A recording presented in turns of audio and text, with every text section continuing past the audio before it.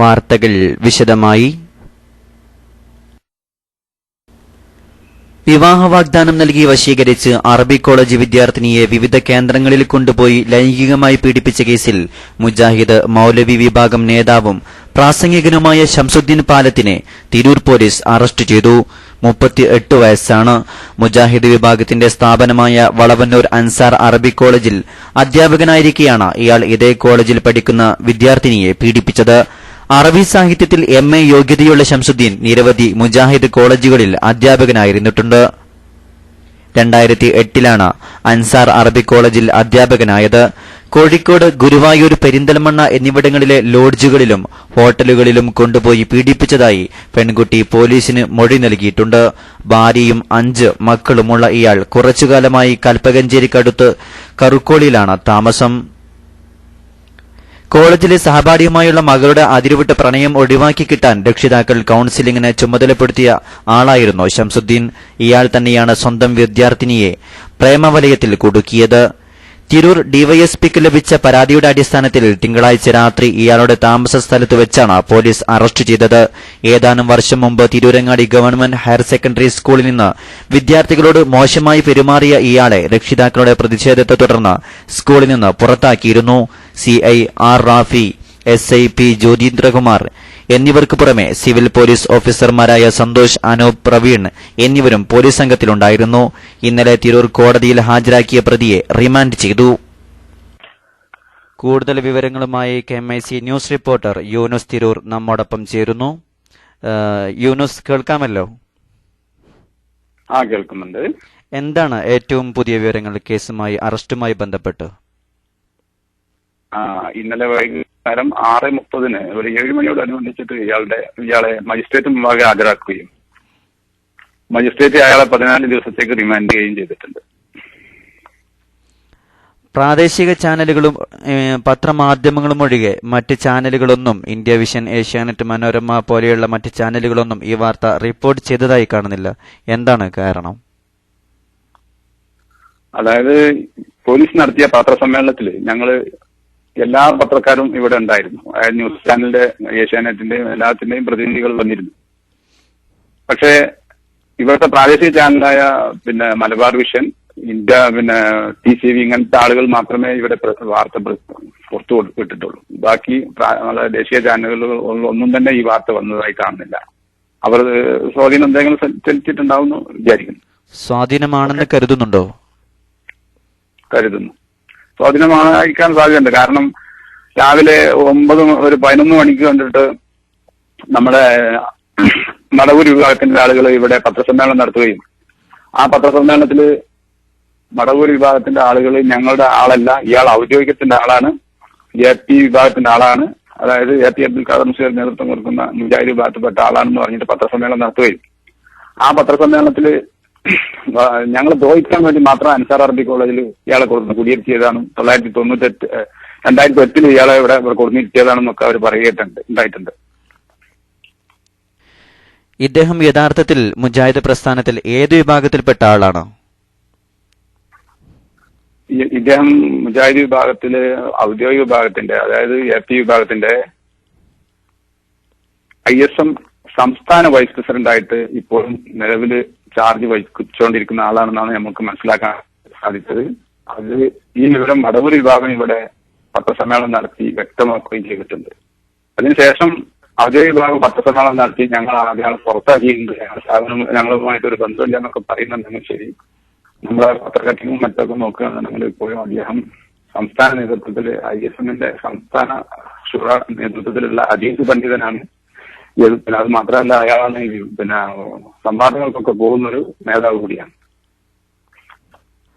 3 വർഷത്തോളമായി ഇദ്ദേഹം ഈ വിദ്യാർത്ഥിനിയെ പീഡിപ്പിക്കുന്നു എന്ന് അറിയാൻ സാധിച്ചു. ഇത്രയും വർഷമായിട്ട് എന്തുകൊണ്ട് ഇതുവരെ ആ വിദ്യാർത്ഥിനിയുടെ കുടുംബം കംപ്ലൈന്റ് ചെയ്തില്ല? അതിന് പ്രധാന കാരണം ഇത് ഔദ്യോഗിക മുജാഹിദിന്റെ, ഈ കുട്ടിയും മുജാഹിദിന്റെ ആണ് വിഭാഗത്തിൽപ്പെട്ട ആ കുട്ടിയായതുകൊണ്ട് ഈ കുട്ടിയെ ഇദ്ദേഹം വിവാഹം കഴിക്കാന്നുള്ളൊരു വാഗ്ദാനം അങ്ങനെ നിലവിൽ കൊടുത്തുകൊണ്ടിരുന്നിരുന്നു.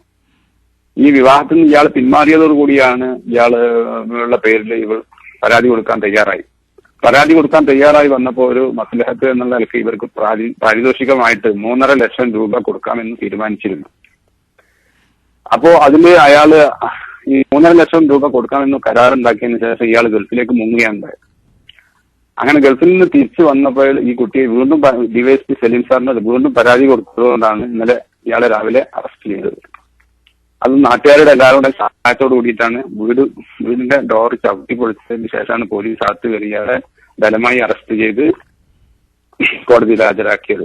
രണ്ടുപേരെയും വൈദ്യപരിശോധനയ്ക്ക് വിധേയമാക്കി പോലീസ് പത്രസമ്മേളനം നടത്തി വിശദമായി കാര്യങ്ങളെല്ലാം ചാനലുകൾക്കും പത്രക്കാർക്കും വിതരണം ചെയ്തിട്ടുണ്ട്. നന്ദി യൂനുസ് തിരൂർ വിവരങ്ങൾ നൽകിയതിന്. പ്രഭാഷകനും മുജാഹിദ് നേതാവുമായ മൗലവി ശംസുദ്ദീൻ പാലത്തിന്റെ അറസ്റ്റിനെ കുറിച്ച് പ്രമുഖ പണ്ഡിതൻ നൌഷാദ് ഹസനി നമ്മോട് സംസാരിക്കുന്നു. നൌഷാദ് ഹസനി ഉസ്താദ് കേൾക്കാമല്ലോ? അതെ, കേൾക്കാം. എന്തു പറയുന്നു ഇന്നലെ നടന്ന മുജാഹിദ് പ്രസ്ഥാനത്തിന്റെ നേതാവും പ്രഭാഷകനുമായ ശംസുദ്ദീൻ പാലത്തിന്റെ അറസ്റ്റിനെ കുറിച്ച് താങ്കൾ എന്ത് പറയുന്നു? അത് സംബന്ധമായി നമ്മൾ പറയുമ്പോ ഒരു കാര്യമേ പ്രത്യേകിച്ച് പറയാനുള്ളൂ. വിശുദ്ധ ഇസ്ലാം എല്ലാ വിഷയങ്ങളിലും അതിർവരമ്പുകളും അതിൻ്റെതായ നിയമരേഖകളും ലോക ജനതയ്ക്ക് മുമ്പിൽ സമർപ്പിച്ചിട്ടുണ്ട്. ഇത് അഹ്ലുസുന്നത്തി വൽ ജമാഅയുടെ പണ്ഡിതന്മാർ പഴയ കാലം മുതൽക്ക് തന്നെ പറഞ്ഞു വരുന്ന വസ്തുതയാണ്. സ്ത്രീ വിദ്യാഭ്യാസം പഴയ കാലത്തെ പണ്ഡിതന്മാർ അതിലിടപെടുകയും ഹറാമ് വരുന്ന രൂപത്തിൽ അല്ലെങ്കിൽ പുരുഷന്മാരുമായി കൂടിക്കലരിൽ ഉണ്ടാകുന്ന രൂപത്തിലുള്ള വിദ്യാഭ്യാസവും അതുപോലെ തന്നെ പള്ളിയിലേക്ക് സ്ത്രീകൾക്കുള്ള പുറപ്പെടലും ഇതെല്ലാം ഇസ്ലാം നിരുത്സാഹപ്പെടുത്തിയതും ഇത്തരം സംഭവങ്ങൾ ആവർത്തിക്കാതിരിക്കാനും അത് ഇല്ലായ്മ ചെയ്യാനും വേണ്ടിയാണ് വിശുദ്ധ ഇസ്ലാം ഇത്തരം നിയമങ്ങളും നിയമരേഖകളും ഉണ്ടാക്കിയത്. അഷ്റഫുൽ ഖൽഖ് സ്വല്ലല്ലാഹു അലൈഹി വസല്ലം തങ്ങൾ മുതൽ ഇന്നേ വരെയുള്ള മുസ്ലിം സമൂഹം അതുകൊണ്ട് തന്നെയാണ് സ്ത്രീ സമൂഹത്തിന് വലിയ സംരക്ഷണവും ഈ വിഷയത്തിൽ ശക്തമായ നിയമങ്ങളും നൽകിയത്. അത് യഥാർത്ഥത്തിൽ അവരോടുള്ള ആദരവായിരുന്നു. എന്നാൽ ഈ മറയും ഈ പരിധിയും എല്ലാം പൊളിച്ച് വിഷയത്തെ മലീമസമാക്കിയത് ഈ പുത്തൻവാദികളാണ്. അവര് യഥാർത്ഥത്തിൽ കടന്നു വരികയും മുസ്ലിം സമുദായത്തിന്റെ നിയമങ്ങൾ ലംഘിക്കുകയും പരിധി വിട്ട് സ്വാതന്ത്ര്യം നൽകുകയും ചെയ്തപ്പോൾ ഇത്തരം സംഭവങ്ങൾ ഉണ്ടായി എന്ന് പറയപ്പെടുന്നു. നമുക്കതിനെക്കുറിച്ച് അറിയില്ല. അറിയാത്ത വിഷയത്തിൽ നമ്മൾ കൂടുതൽ പറയുന്നത് ശരിയല്ല. നമ്മൾ എത്രേ പറയുന്നുള്ളൂ. പോലീസ് നൽകിയ റിപ്പോർട്ട്, പത്രങ്ങളിൽ വന്ന വാർത്ത, അതല്ലേ നമുക്കതിനെക്കുറിച്ച് അറിയൂ. അറിയാത്തതിനപ്പുറം നമ്മൾ ആ വിഷയത്തിൽ ഇടപെടുകയോ പറയുകയോ ചെയ്യേണ്ട ഒരു കാര്യമില്ല. പക്ഷെ എല്ലാവരും അത് മനസ്സിലാക്കുകയും അറിയുകയും ചെയ്തു. ഇതെല്ലാം സംഭവിക്കുന്നത് വിശുദ്ധ ഇസ്ലാമിന്റെ നിയമങ്ങളും രേഖകളും അതുപോലെ തന്നെ പരിധികളും ലംഘിക്കുന്നത് കൊണ്ടും അമിതമായ സ്വാതന്ത്ര്യം സ്ത്രീകൾക്ക് നൽകി ഇത്തരം സാഹചര്യങ്ങൾ ഉണ്ടാക്കിയെടുക്കുന്നതിലൂടെ ഈ അപകടങ്ങൾ സ്വയം ക്ഷണിച്ചു വരുത്തുകയാണ് ഇത്തരം മൗലവിമാര് ചെയ്യുന്നത് എന്നും അതുകൊണ്ട് വിശ്വാസികളെല്ലാം ഈ വിഷയവുമായി ബന്ധപ്പെട്ട് പാഠം ഉൾക്കൊള്ളണം. ഇസ്ലാം നേരത്തെ നിർദ്ദേശിച്ച ഓരോ വിഷയങ്ങളും അൽമർഅത്തു ഔറ എന്ന് തുടങ്ങി ഇങ്ങനെ ഇസ്ലാം സ്ത്രീകൾക്ക് അല്ലെങ്കിൽ സ്ത്രീ സമൂഹത്തിന് നിർദ്ദേശിച്ച അതിർവരമ്പുകളും നിയമങ്ങളും പാലിച്ചുകൊണ്ട് നമ്മുടെ വിദ്യാഭ്യാസ സ്ഥാപനങ്ങളും അതുപോലെയുള്ള മറ്റു കാര്യങ്ങളും ആ രൂപത്തിൽ മുന്നോട്ട് കൊണ്ടുപോയാൽ മാത്രമേ ഇത്തരം സംഭവങ്ങൾ ആവർത്തിക്കാതിരിക്കാനും വെറുതെ ആളുകൾക്ക് മുന്നിൽ വിശുദ്ധ ഇസ്ലാമിനെ പറയാനുള്ള ചാൻസ് ഉണ്ടാക്കാതെ രക്ഷപ്പെടാനൊക്കെ ഇതേ വഴിയുള്ളൂ. അതുകൊണ്ട് ഈ വിഷയവുമായി ബന്ധപ്പെട്ട് ഇസ്ലാമിന്റെ നിയമം ലംഘിച്ചത് കൊണ്ടാണ് ഇത് സംഭവിക്കുന്നത് എന്നും ഇത് ആവർത്തിക്കാതിരിക്കാൻ ശ്രദ്ധിക്കണമെന്ന് മാത്രമേ ഇത് സംബന്ധമായി ഇപ്പോൾ നമുക്ക് പറയാനുള്ളൂ. ഒരാളെ സംബന്ധിച്ച് അയാളുടെ സ്വകാര്യ ജീവിതവുമായി ബന്ധപ്പെട്ടോ മറ്റോ നമ്മളൊന്നും പറയുന്നില്ല. അത് പറയേണ്ട കാര്യവും നമുക്കില്ല. സ്ഥാനത്തെ നമുക്ക് ഇപ്പോൾ തകർക്കാൻ ഇത്തരം കാര്യങ്ങൾ പറയേണ്ട ഒരു കാര്യവും നമുക്കില്ല. അവർ തൗഹീദിനെ ഒന്നും അല്ലാതെയായി നശിച്ച് ഗ്രൂപ്പുകളും ഉപഗ്രൂപ്പുകളുമായി അവർ നശിച്ചുകൊണ്ടിരിക്കുകയാണ്. ഇത് അതിന്റെ മുകളിൽ അവർക്കേറ്റൊരു പ്രഹരമാണ്. യഥാർത്ഥത്തിൽ പത്രങ്ങളും ചാനലുകളും പോലീസും എല്ലാം വാർത്തയാക്കിയപ്പോൾ ആ വാർത്തയിലുള്ളത് നമ്മൾ പറഞ്ഞു എന്നേ ഉള്ളൂ. അതിന്റെ ഹക്ക് എന്താണെന്ന് നമുക്കറിയില്ല. ഏതായാലും ഇത്തരം സംഭവങ്ങൾ സംഭവിക്കുന്നത് ഇസ്ലാമിന്റെ നിയമങ്ങൾ ലംഘിച്ചത് കൊണ്ടാണ് എന്ന സത്യം നമ്മൾ ഉൾക്കൊള്ളണം. ഇതാണ് അത് സംബന്ധമായി നമുക്ക് പറയാനുള്ളത്. നന്ദി നൌഷാദ് ഹസനി ഉസ്താദ് KMIC ന്യൂസ് ടൈമിൽ പങ്കെടുത്തതിന്. ഇനി മറ്റു വാർത്തകളിലേക്ക്.